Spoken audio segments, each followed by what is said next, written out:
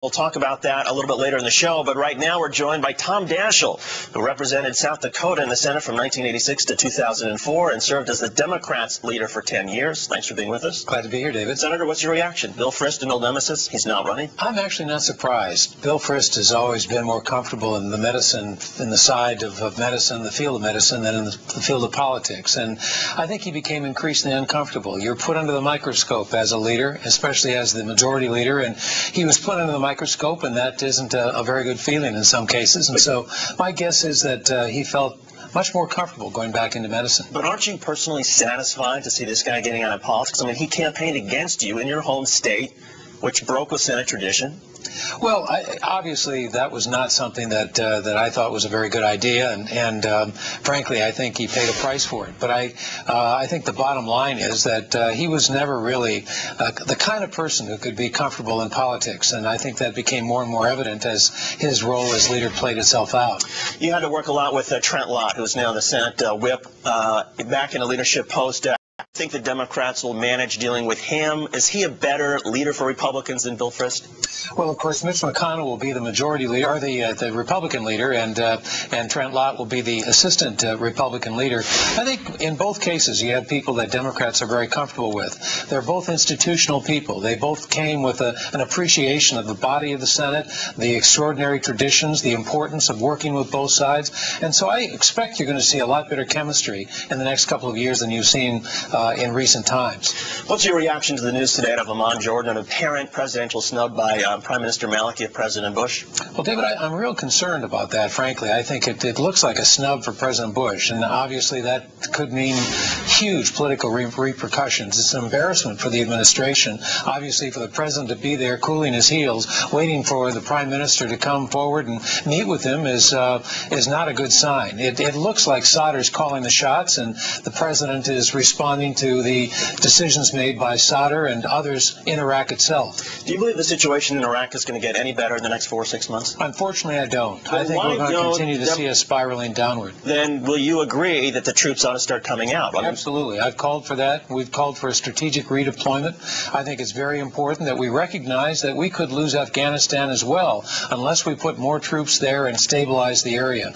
We obviously have to have people in the region, but not to have them in Iraq is something that I think more and more people have come to accept. Military leaders, professional leaders, and those who have watched this with great dismay over the last several months. But in regards to Iraq, you have just gone farther than the Senate Democratic leadership now, whether it's Harry Reid, whether it's Byron Dorgan, whether it's Senator Clinton. What is keeping the Democrats from being able to come out and endorse the idea of pulling troops out in 4 to 6 months? Well, I don't know that. I'm not saying that they all ought to be out in 4 to 6 months. I think that over the process of these Democrats won't even say, let's begin pulling the troops out in 4 to 6 months. I disagree. They've had a number of very specific resolutions that actually call for the beginning of the redeployment of troops. They haven't said a final deadline. We had Byron Dorgan on our air last week. I said specifically, do you support starting to pull out troops in 4 to 6 months? And he said, that's not the caucus position. That's an individual position. Why isn't it the caucus position? Well, I think ultimately you're going to see the caucus move in that direction.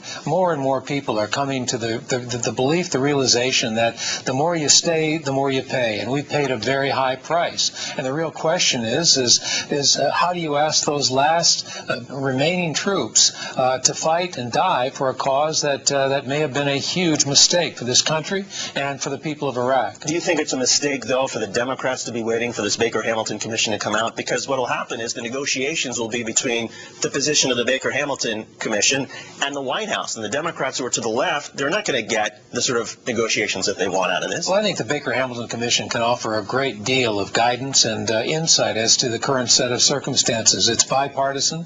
I think it's going to be giving some direction and some new appreciation of the circumstances to everybody who wants to make a better decision.